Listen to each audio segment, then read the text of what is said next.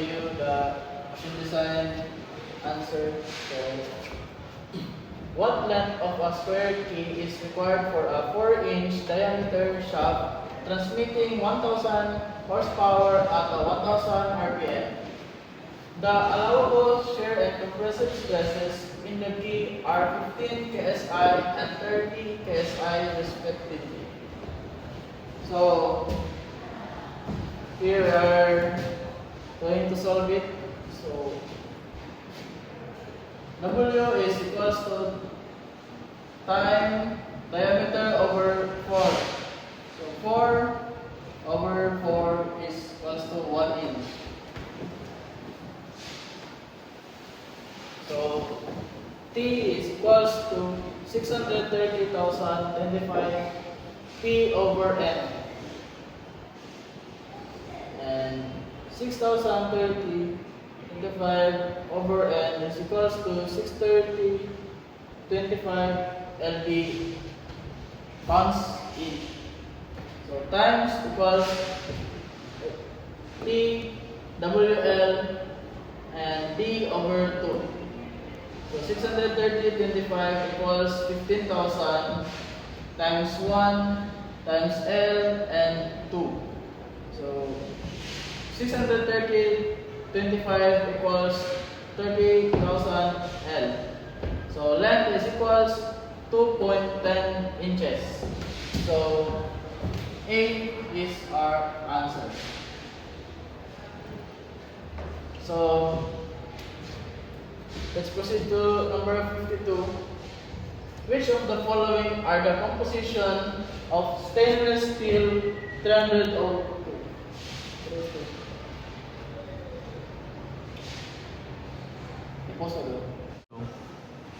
The answer for this is 18% chromium and 18% nickel.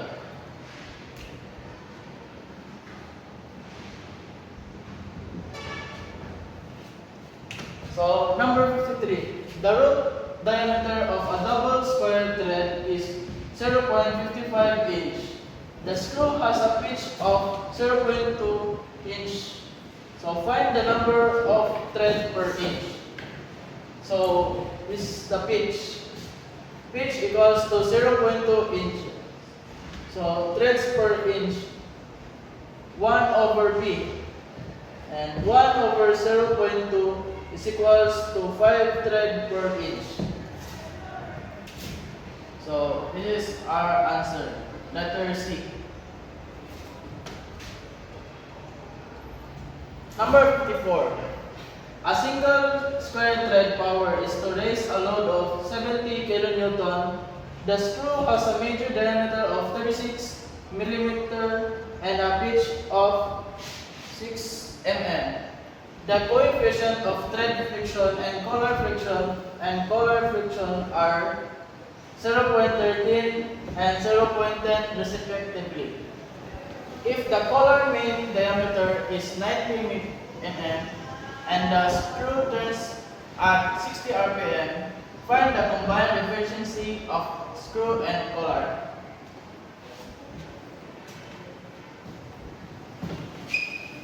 Dn equals to D minus P over 2.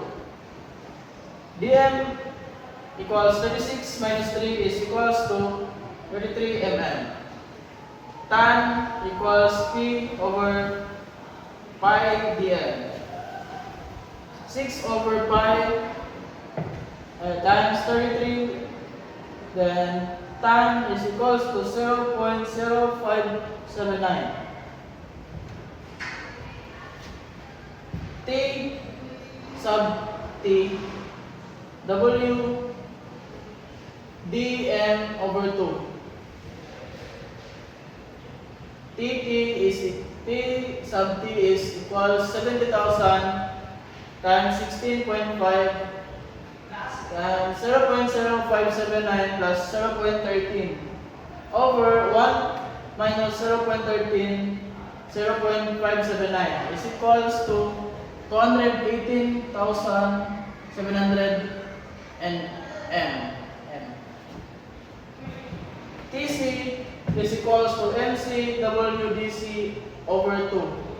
TC is equals to 0.10 times 70,000 times 45.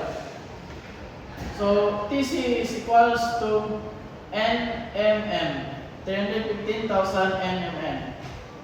And T is equals to 533,700 NMM. So N is equals to WP over 2 pi T. N is equals to 70,000 times 6 over 2 pi times 533,700. And N is equals to 0.1253. And the efficiency is 12.53%.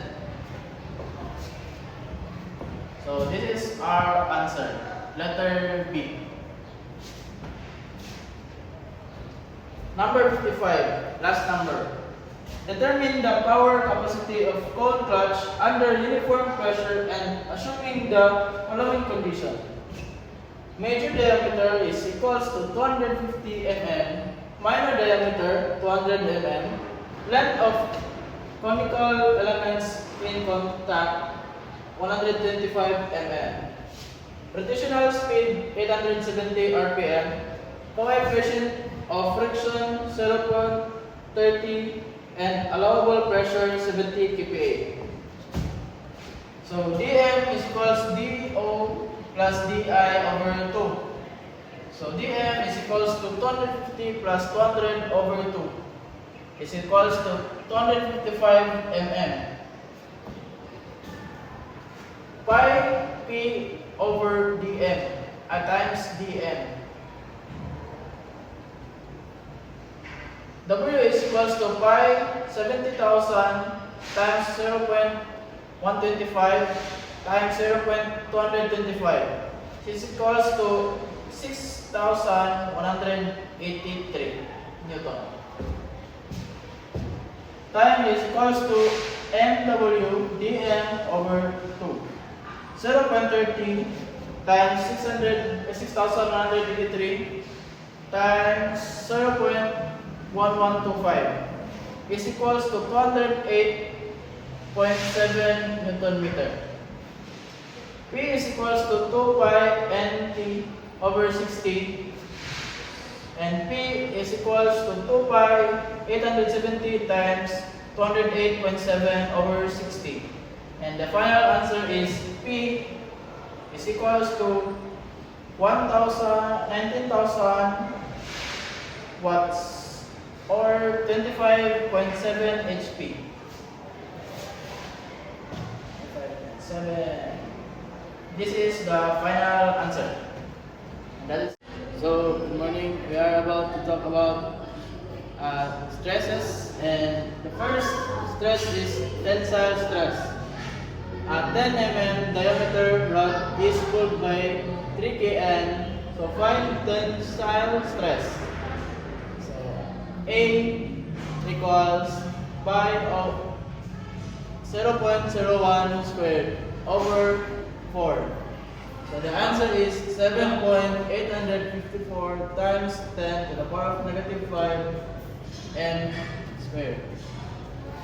So stress is equals 3,000 over 7.854 times 10 to the negative power of negative 5.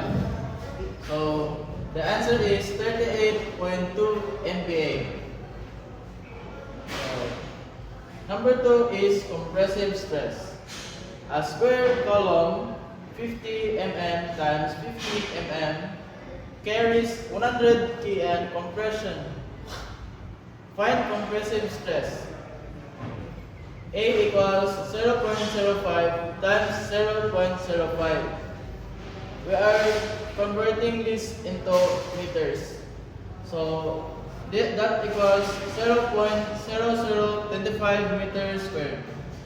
So stress is equals 100,000 over 0.025. So the answer will be 40 MPa. So we move over to shear stress.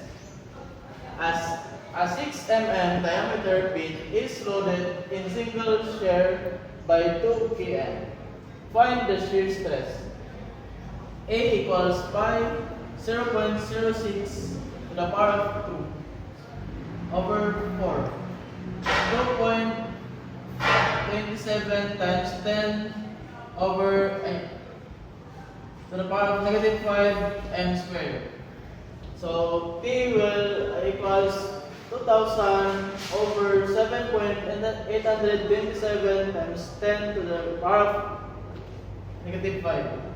So the answer will be 70.7 MPa. So here is our bending stress. Around rod D is equals to 5 mm has a bending moment of 50 Newton meter. Find bending stress. So C is equals to pi 0.0515 cube over 32. So the answer will be 3.312 times 10 to the power of negative 7 m cube. So stress B is equals to 50 over 3.312 times 10 to the power of negative 7. And the answer will be 151 MPa. So torsional stress, our last stress.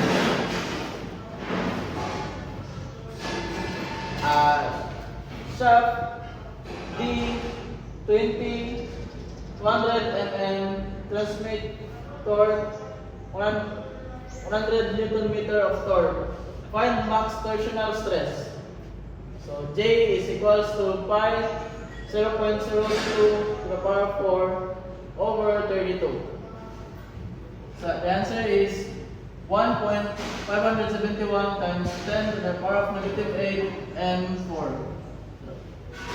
T is equals to 100 times 0.01 1.71 times 10 to the power of negative 8, and the answer is 63.7 MPa. And that is all.